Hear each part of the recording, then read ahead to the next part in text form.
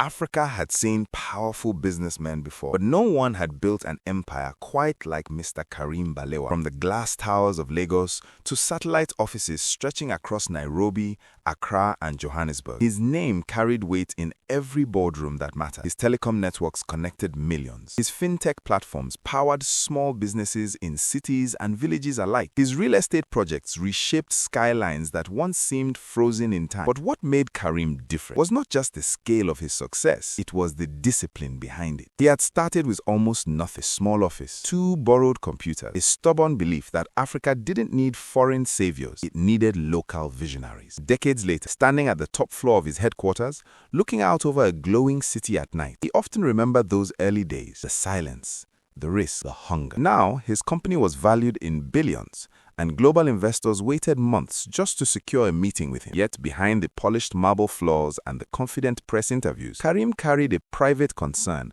that no financial report could measure. His empire needed a successor. Not just someone who could run numbers, not just someone who could command attention. It needed someone who understood responsibility. Because empires, he knew, did not collapse from competition alone. They collapsed from within. Zara, his eldest daughter, looked every bit like the natural heir the media loved to predict. She was bold, articulate, and unafraid of confrontation. When she entered a room, people noticed. When she spoke, people listened, sometimes because they agreed, often because they feared her sharp intelligence. She had studied business in London, graduated with honors, and returned home with ambition burning in her eyes. Investors adored her confidence. Headlines called her the Iron Heiress. She handled interviews with precision, spoke about expansion into European markets, and pushed aggressively for rapid acquisitions. In board meetings, she leaned forward, voice steady but forceful, challenging senior executives twice her age. She believed speed was power. She believed dominance secured respect. And to a certain extent, she was right. Profits had risen under several of her proposed expansions. Competitors hesitated when she was involved in negotiations. But there was something else in the room when she led. Something subtle. Employees rarely questioned her openly. Managers avoided eye contact when she criticized them. Results were delivered, yes, but morale, that was another story. Zara measured leadership in wins, market share, visibility, applause. She believed a leader must always appear strong, even if it meant never appearing human. Alina, the younger daughter, was different in ways that were easy to misunderstand. She was not silent because she lacked ideas. She was quiet because she preferred to observe before speaking. Where Zara commanded the spotlight, Alina studied the shadows. She spent hours reviewing operational reports most executives ignored. She visited customer service departments unannounced, sitting beside junior staff to understand complaints firsthand. On more than one occasion, she traveled without media coverage to rural areas where the company's fintech services were struggling. There, she would sit with small business owners, women running food stalls, young men managing repair shops, and ask simple questions. What's not working? What do you need? Employees found her approachable. They spoke freely around her. She listened without interrupting. Some board members mistook this calm demeanor for weakness. She's too soft, one senior investor once remarked privately. Boardrooms are battlefields. But Karim noticed something others did not. When Alina made a recommendation, it was rarely dramatic. It was thoughtful, precise, and often quietly transformative. A small policy adjustment she suggested reduced customer complaints by nearly 30% within months. A restructuring plan she proposed improved internal transparency without layoffs. She did not chase headlines. She chased solutions. Yet, because she did not raise her voice, many assumed she had nothing powerful to say. From his office high above the city, Karim watched both daughters carefully. He never rushed to judge. He had built his fortune by observing patterns others ignored. He saw Zara's hunger, her brilliance, her refusal to accept limits. He admired her drive. It reminded him of his younger self, but he also saw the tension she left behind in her wake, the subtle fractures forming beneath impressive results. And he saw Alina's patience, her empathy, her ability to win trust without demanding it. He knew leadership was more than quarterly profits. It was culture, stability, legacy. Late at night, when the building emptied and the city lights shimmered below, Karim would sit alone and replay conversations in his mind. He remembered a recent board meeting where Zara had shut down a cautious executive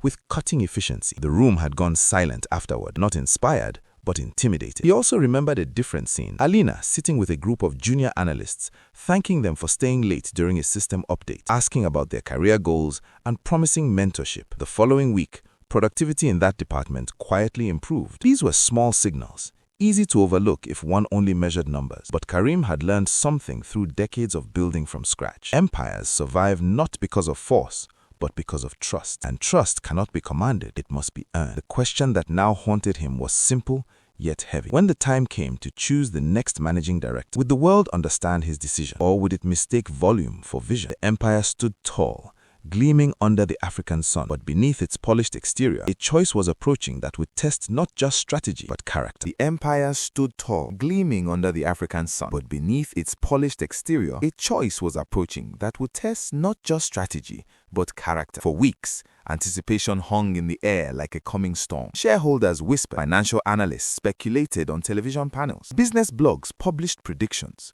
most of them confident, almost certain that Zara Balewa would soon be named the next managing director of Africa's fastest-growing tech empire. Inside headquarters, senior executives walked carefully, measuring every word. Even the reception staff felt it, the subtle tightening of energy that signals change. Karim had scheduled a grand shareholders meeting, one larger than any before. Invitations were sent globally. Investors flew in from Dubai, London, and Singapore. The ballroom chosen for the announcement was nothing short of magnificent. Crystal chandeliers, floor-to-ceiling LED screens displaying the company's growth charts, cameras positioned at every angle. The empire was not just making a transition, it was staging a moment. Zara arrived in a tailored navy suit, posture sharp, expression controlled, but glowing with expectation. She greeted investors confidently, shook hands firmly, and posed for photographs like someone already carrying the title. Alina arrived quietly in an elegant but understated cream dress, offering polite smiles, pausing to thank staff members who held doors open for guests. The contrast was impossible to ignore. One radiated dominance, the other radiated composure, and at the center of it all stood Karim Balewa, calm on the surface,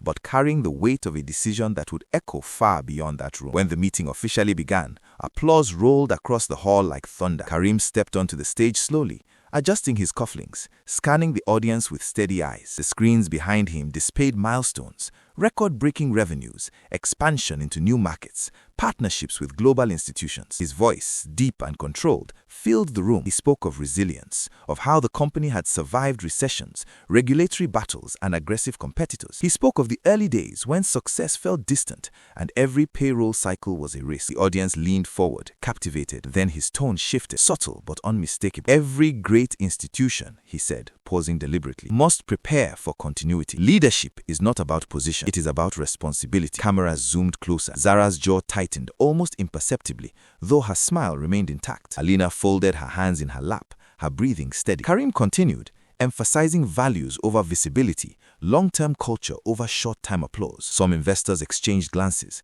This was not the aggressive growth speech many had expected. This sounded reflective, measured, almost philosophical. And then came the silence.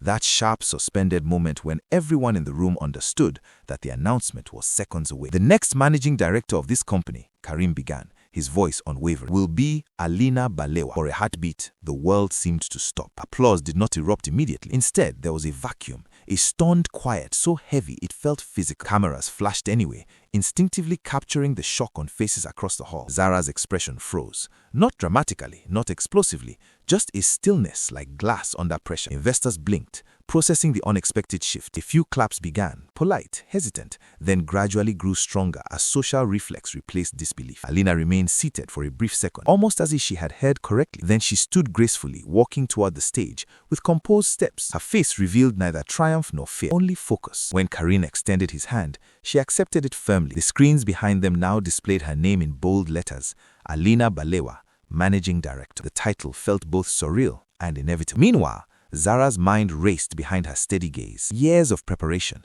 years of assumption, years of public position. In a single sentence, the narrative had shifted. And though she maintained poise for the cameras, something inside her had cracked. Not loudly, not visibly, but deeply. After the formal applause and staged photographs, the real reactions began in quieter corners. Investors gathered in clusters, whispering calculations. Some questioned whether Alina possessed the assertiveness required for aggressive expansion. Others speculated that Karim must know something they did not. Financial news alerts buzzed across phones within minutes.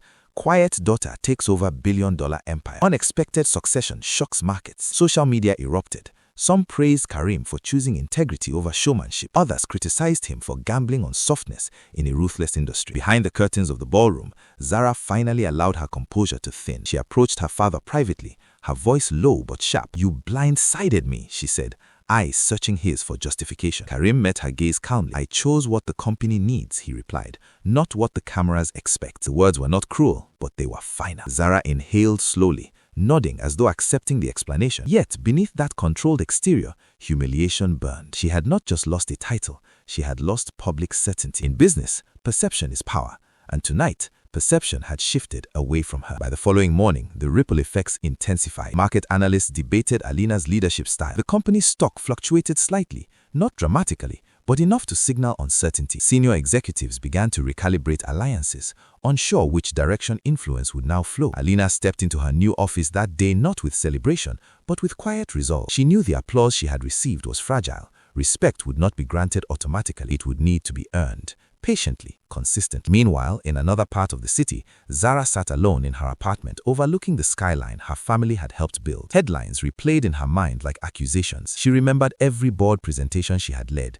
every negotiation she had closed. She believed strength meant inevitability, but inevitability, she now understood, was an illusion. Her phone buzzed with messages, some supportive, others subtly probing. A few senior executives requested private meetings, and as the sun set on the day of the announcement, one truth settled quietly into place. Zara Balewa was not planning to lose quietly. Zara Balewa was not planning to lose quietly. In the days that followed the announcement, she did not rage publicly or make reckless statements to the press. Instead, she became quieter. Strategically quieter. She attended meetings as usual, offered polite congratulations to Alina in front of staff, and maintained the image of a supportive elder sister. But behind closed doors, subtle shifts began to take shape. Private dinners were arranged with senior executives who had once benefited from her aggressive expansion strategies. Conversations were framed not as rebellion, but as concern. "The market is unstable," she would say calmly. "Investors are nervous. We can't afford softness right now." Doubt, when planted carefully, grows faster than anger. A few department heads, already uncertain about Alina's leadership style, found comfort in Zara's confidence. Numbers were reviewed more critically. Risk assessments were interpreted more pessimistically. Small operational hiccups were magnified into strategic red flags. Nothing illegal, nothing dramatic, just a slow, careful tightening of pressure points inside the company's machinery. Meanwhile, Alina stepped fully into her new role, unaware of how quietly resistance was consolidating beneath her. She focused on transparency, initiating internal reviews to better understand operational gaps. She encouraged open feedback from managers, but what she did not yet realize was that information reaching her desk was being filtered, adjusted, timed. The empire did not shake overnight. It tilted gradually, almost invisibly. Within 3 months, the first visible cracks appeared. A high-risk acquisition proposal, originally discouraged by financial analysts, was subtly restructured and reintroduced with optimistic projections. Certain risk factors were minimized in presentation summaries. Alina, trusting the data prepared by teams she believed were aligned with long-term stability, approved the expansion cautiously. At the same time, a separate investment in a volatile foreign telecom partner was pushed forward under the argument of global positioning. Zara never signed anything directly. She did not need to. Her influence lingered in boardroom corridors, in late-night advisory calls, in carefully worded memos that emphasized urgency over caution. Soon, market fluctuations began to intensify. Revenue forecasts dipped slightly. Investor confidence wavered. Analysts who had once questioned Alina's assertiveness now began questioning her competence. Financial news channels replayed segments debating whether Karim's emotional decision had compromised the empire's edge. Inside headquarters, tension thickened. Employees sensed instability but could not identify its source. Alina worked longer hours, reviewing reports, requesting clarifications, initiating corrective measures. Yet, for every issue she attempted to stabilize, another surfaced. It felt like trying to seal a leak while water quietly filled the foundation. The breaking point arrived during a quarterly earnings call that was expected to reassure shareholders. Instead, it triggered alarm. Unexpected losses from the foreign telecom investment were revealed. The risky acquisition failed to generate projected returns. Stock prices dropped sharply within hours. Social media amplified the narrative of inexperience. Investors demanded accountability. An emergency board meeting was called, its urgency clear in the tone of the summons. The atmosphere inside the conference room that evening was far colder than any before. Senior board members sat rigid, reviewing documents projected onto the large screen. Numbers glowed in red. Alina presented calmly, explaining the external factors that contributed to the downturn. She acknowledged oversight. She proposed corrective restructuring. Her voice did not tremble, but across the table, subtle glances were exchanged. Zara sat composed, hands folded, her expression one of measured concern. When she spoke, it was not accusatory. It was careful. Perhaps, she suggested gently, the company expanded too cautiously in some areas and too aggressively in others. Leadership requires balance. The implication lingered heavily in the air. Karim watched silently, his face unreadable. The room did not explode into confrontation. Instead, it drifted toward consensus. Confidence, several board members argued, needed restoration. Stability required temporary adjustment. And so, the proposal emerged. Until a full internal review was conducted, Alina would step down as managing director. The decision was framed as procedural, professional, temporary, but everyone understood its weight. For a moment, silence returned to the room, echoing the stunned quiet from the day of her appointment. All eyes turned to Alina. She inhaled slowly, absorbing not just the words but the undercurrent beneath them. Betrayal did not always arrive with shouting. Sometimes it arrived dressed as policy. She looked at her father, searching not for rescue but for clarity. Karim's eyes carried conflict, deep, visible conflict. Pressure from investors had mounted relentlessly. The market decline had been swift. He had always believed in measured leadership, but now he faced the brutal mathematics of corporate survival. Finally, Alina spoke. "If this protects the company from further instability," she said evenly, "I will step aside during the investigation." There was no bitterness in her tone, no defense laced with ego, just acceptance. The board members nodded, relieved by her composure. Zara lowered her gaze modestly, though inside, a quiet vindication stirred. The motion passed. The title she had lost publicly months earlier now returned indirectly, not through announcement, but through absence. That evening, as employees filtered out of headquarters under a dimming sky, Alina packed her office herself. No dramatic farewell, no press conference. She removed framed photographs, closed her laptop, and paused for a moment beside the wide glass window overlooking the city. The skyline shimmered as it always had, unaware of titles gained or lost within its towers. A few junior staff members approached hesitantly, offering quiet words of support. She thanked them sincerely, encouraging them to remain focused. Outside, media vans waited, hoping for reaction footage, but Alina exited through a side entrance, choosing anonymity over spectacle. As her car drove away, she did not look back at the building bearing her family's name, not because she felt defeated, but because something inside her had shifted. Power granted can be withdrawn, reputation questioned, position removed, but character is tested in loss. And as the empire she had briefly led grappled with uncertainty, Alina faced a different kind of crossroads. Empires fall loudly. Character rises quietly. Empires fall loudly. Character rises quietly. In the weeks after stepping down, Alina disappeared from headlines almost completely. Business channels moved on to fresher drama, speculating about interim leadership and market recovery strategy. For the first time in years, she woke up without an official title attached to her name. No assistant waiting outside her office, no security detail clearing hallways, just silence. And in that silence, clarity began to form. She did not call investors to defend herself. She did not release statements exposing internal manipulation. Instead, she traveled alone, without media coverage, to the rural communities she had once visited during her early field research. In small towns far from skyscrapers and polished conference tables, she sat once again with women running tailoring shops, farmers struggling with unpredictable loan systems, and young entrepreneurs locked out of formal banking. She listened, really listened. Many of them didn't care about corporate drama. They cared about access, fairness, and survival. And in their stories,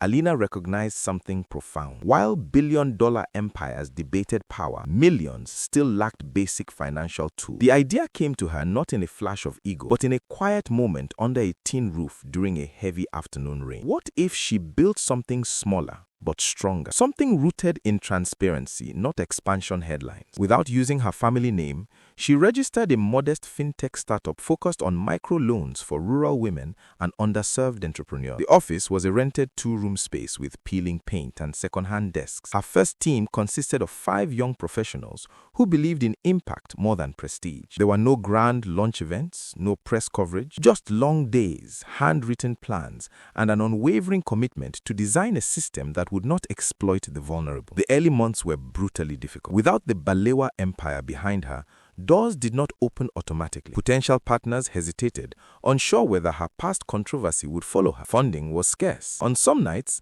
Alina reviewed spreadsheets under dim lighting, calculating how many months of runway remained before salaries became uncertain. Yet even in struggle, there was a different kind of energy, one built on trust rather than fear. She insisted that every loan approval process be transparent. Interest rates were clearly explained. Hidden fees were eliminated.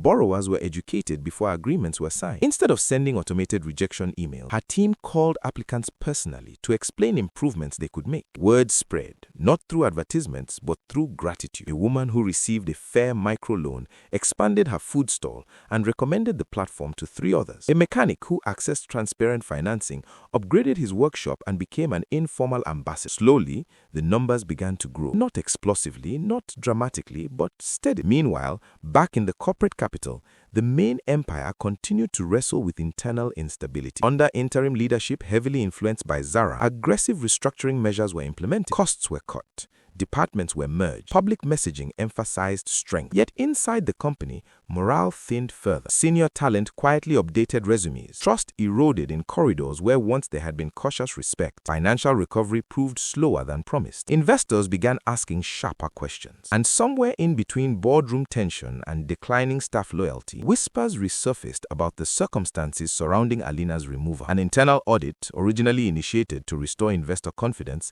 began uncovering irregular communication trails, risk reports that had been adjusted, projections that had been strategically reframed, patterns that no longer appear coincidental. 3 years passed. What began as a 2-room startup transformed into a rapidly scaling digital finance platform operating across multiple regions. Alina's company, now formally branded as Alina Global Finance, had built a reputation not just for profitability, but for integrity. International development funds took notice. Ethical investment groups highlighted her model as a case study in sustainable growth. Unlike her father's empire, which had expanded outward through acquisition, Alina's company expanded inward, strengthening systems before widening reach. Her headquarters, though modern and impressive, reflected a different philosophy. Glass walls symbolized transparency. Open workspaces replaced executive isolation. Quarterly town halls invited every employee to question leadership decisions directly. She did not position herself as a savior. She positioned herself as accountable. And that distinction changed everything. Meanwhile, the internal audit at the original empire concluded with findings that could no longer be dismissed. Evidence showed deliberate strategic pressure applied during Alina's tenure. Investment recommendations advanced despite internal risk warnings. Financial narratives selectively emphasized to amplify instability. The board convened once more, but this time, the silence in the room felt heavier than before. Karim listened as investigators presented timelines and documentation. Each revelation carried not just professional consequences, but personal heartbreak. The truth was undeniable. The crisis had not been a result of incompetence. It had been engineered through influence. Outside, the world had begun celebrating a different headline altogether. Former heiress builds ethical fintech powerhouse. Interviews with Alina circulated globally, not focused on revenge, but on rebuilding trust in corporate leadership. She spoke calmly about lessons learned, about resilience, about how losing a title forced her to redefine success. She never publicly criticized her family. She never mentioned sabotage. And perhaps that restraint carried more power than accusation ever could. As her company's valuation crossed into billions, one truth became impossible to ignore. She had not rebuilt the empire she lost. She had built something stronger, something chosen, not inherited. And in doing so, she proved that leadership rooted in humility does not need spectacle to rise. And in doing so, she proved that leadership rooted in humility does not need spectacle to rise. But spectacle, it seemed, was about to find her anyway. The original Balewa Empire was no longer the unstoppable force it once appeared to be. Financial losses had slowed but not vanished. Employee retention had declined. Investors, once fiercely loyal, now demanded structural reform and transparent accountability. The internal audit findings, though handled discreetly at first, could not remain hidden forever. Board members who had once prioritized stability now prioritized truth. During a tense closed-door session, evidence was presented in full. Emails revealing calculated pressure, adjusted projections deliberately framed to destabilize confidence, coordinated influence applied during key investment decisions. No criminal charges emerged, but the ethical breach was undeniable. The room felt suffocating. Zara sat upright, her composure intact but her silence louder than any defense. Karim, seated at the head of the table, did not speak for several minutes. The empire he had built from scratch had survived recessions and regulatory wars. Yet this wound cut deeper because it came from within his own bloodline. Leadership, he realized, had not failed because of softness. It had failed because ego had been allowed to masquerade as strength. The board voted unanimously for executive restructuring. Zara was removed from strategic authority pending rehabilitation and leadership review. The announcement, when it finally reached the media, was brief and controlled, but the symbolic damage and necessary accountability was clear. For the first time in years, Karim felt not like a titan of industry, but like a father confronting the cost of ambition without boundaries. A week later, cameras gathered outside a different headquarters, one made of glass and light, bearing a new name in bold steel letters, Alina Global Finance. The building stood modern yet inviting, its architecture reflecting openness rather than dominance. News had leaked that Karim Balewa would be visiting publicly. Speculation spurred rapidly. Was he seeking partnership, acquisition, reconciliation? When his black car pulled up to the entrance, flashes erupted instantly. He stepped out more slowly than usual, the confidence still present but softened by humility. Inside the building, employees paused as word spread. Alina was informed calmly. She did not rush. She did not dramatize the moment. When the elevator doors opened and she stepped into the lobby, the atmosphere shifted. She wore a simple tailored white suit, professional, composed, grounded. Father and daughter faced each other not as Billionaire and successor, not as fallen and risen, but as two individuals shaped by the same legacy in different ways. The cameras waited for confrontation, for tension, for spectacle. Instead, Karim turned toward the press first. His voice, steady yet reflective, carried across microphones. "I made mistakes," he said plainly. "I confused volume with vision. I allowed perception to influence patience. Leadership is not proven by dominance, it is proven by integrity." The statement rippled through headlines within minutes. Public apology from a man of his stature was rare, powerful, necessary. Alina listened without interruption. When asked if she intended to reclaim control of the original empire, she shook her head gently. "I have no interest in taking back what I lost. I'm interested in building what can last." There was no bitterness in her tone, only clarity. The true twist, however, unfolded in private conversation afterward. Karim requested partnership, not acquisition, not merger, but collaboration. He proposed integrating Alina's ethical fintech model into the struggling infrastructure of his original empire. He asked not for dominance, but guidance. And then came the more difficult subject: Zara. She must face consequences, Karim admitted quietly, but she must also learn. Alina remained silent for a moment, considering not just strategy, but humanity. Finally, she offered a condition, one that would redefine the family dynamic permanently. Zara would be given a second chance, but not as executive, not as strategist, not as heiress-in-waiting. She would start at ground level within Alina Global Finance, as a management trainee under direct supervision. No private office, no inherited authority. Performance reviews like every other employee. Accountability measured not by surname but by contribution. When Zara was informed, pride flared instinctively. To descend from boardroom power to entry-level training felt like humiliation. Yet something in the past years had already cracked her certainty. Public exposure had stripped illusion. Silence had replaced applause. After days of reflection, she accepted. Her first day at Alina's company was intentionally unceremonious. She attended onboarding sessions. She introduced herself simply as Zara. She took notes while younger supervisors explained operational procedures. And for the first time in her professional life, she listened more than she spoke. It was not an instant transformation. Growth rarely is. But humility, once experienced genuinely, reshapes perspective permanently. Months turned into a year.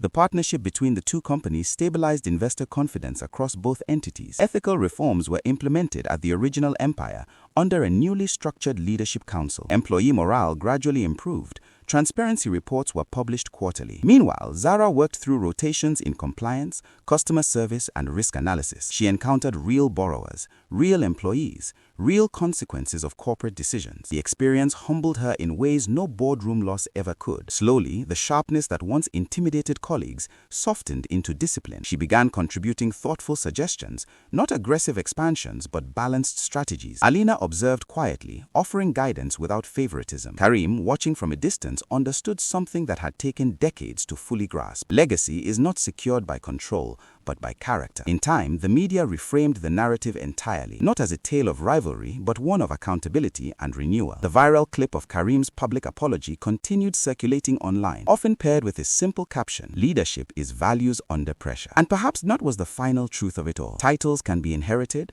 power can be staged, influence can be engineered. But respect, true lasting respect, is earned when integrity survives loss. In the end, the quiet daughter did not just build a stronger empire, she redefined what leadership meant for everyone watching.